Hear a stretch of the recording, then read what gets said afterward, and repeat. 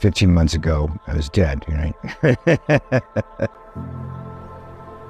My doctor said that I would never walk again. And if I did, I'd walk funny. They said, you're never running again. That's not happening. Someone's been run over by a snowcat. Hurry. Are you with him right now? Yes. Is he awake?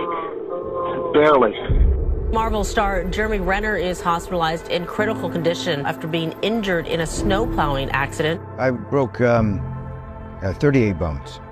Sliced the liver and popped a lung, and my eye was out of my head and not given really any shot to kind of even live and exist. But I really would have destroyed a lot of people's lives. My daughter, wow, a lot of people. So I had to be back. I'm pretty tenacious and stubborn. Guess I can't be killed.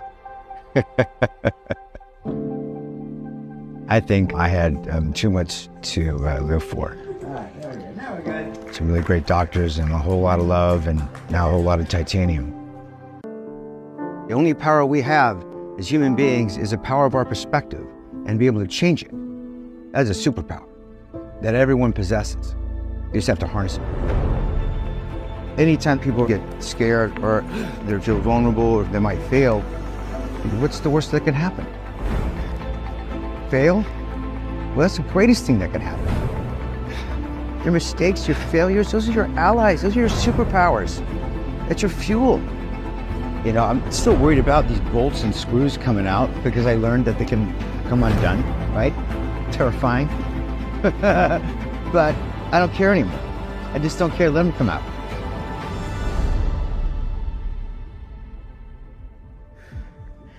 I find a lot of joy in having the ability to move and be strong at whatever cost, at whatever pain. It's everything to me to be able to move.